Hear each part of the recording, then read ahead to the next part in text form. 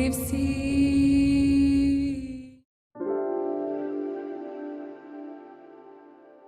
So I originally bought this camera for long-range video work, really, for vultures, which sort of were my passion at the time. So I really wanted to get long-range video of the vultures.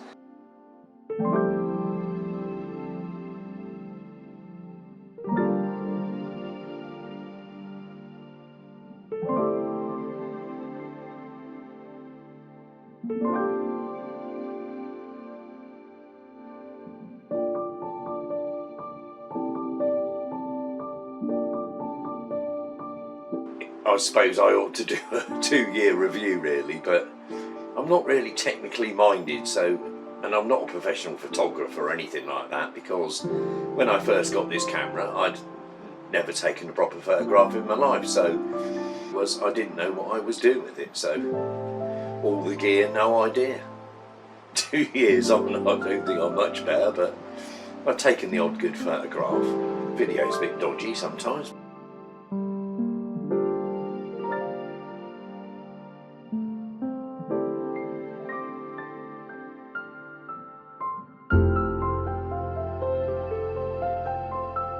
And this camera is ideal, it only weighs a kilo, so it can go around your neck all day long, no problem whatsoever. Yes, you can use a tripod or use a monopod. As you can see, it's probably a little bit too windy in doing this. I've just got the camera balanced on the tripod on my monopod.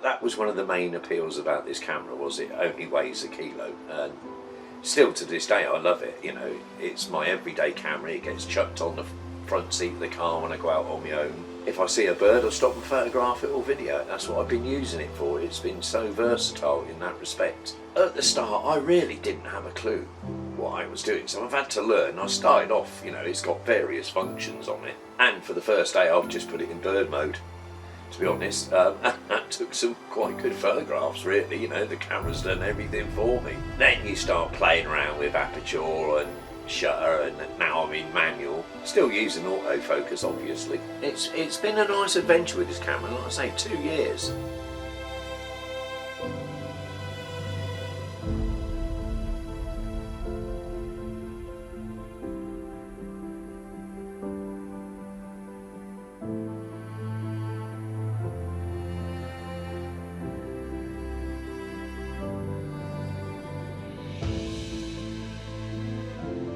I've photographed all sorts of birds with this camera. I've had a great time with it, I must admit. You know, video, it's got the articulated screen on it, so I can see myself in the screen, which is quite good. I like the idea of that, because when I was looking around, there were some cameras that didn't have this articulated screen, and I think it's a great thing to have, especially if you're into vlogging, etc., things like that. Yeah, the camera's got various modes on it, like bird mode, moon mode, which I have used a couple of times. I must admit, they come out quite good for what it does. Just put it on a tripod, put it on moon mode and point it at the moon. It's quite good.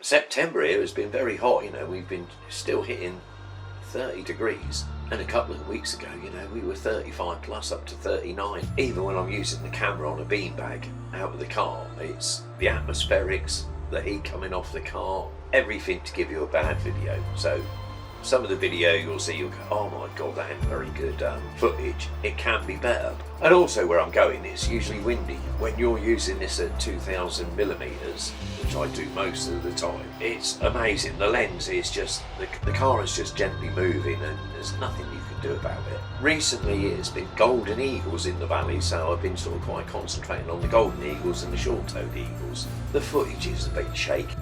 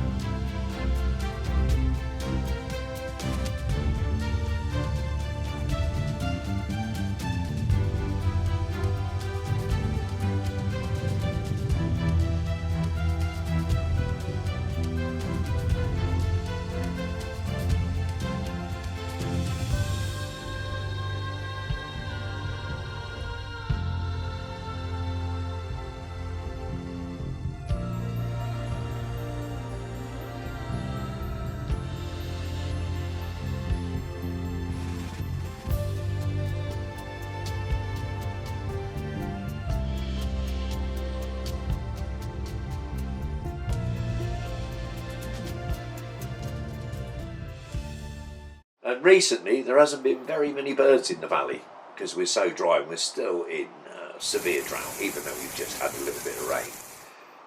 I had to go at photographing the dragonflies down on my pool or out in the irrigation ponds. I found you had to get really good detail. You had to get in and use manual mode, which I've never really done before, apart from, you know, with the dragonfly. Is this camera value for money? As it's now discontinued, so you can only probably pick them up second hand. I think, yeah, why not? I think they're a bargain if you can find one in good condition. As an all-round camera, weighing 1 kilo, it is absolutely fantastic. So, in that respect, after 2 years of use, I will give it 10 out of 10. The video has got limitations, but again, I think that's mostly my fault.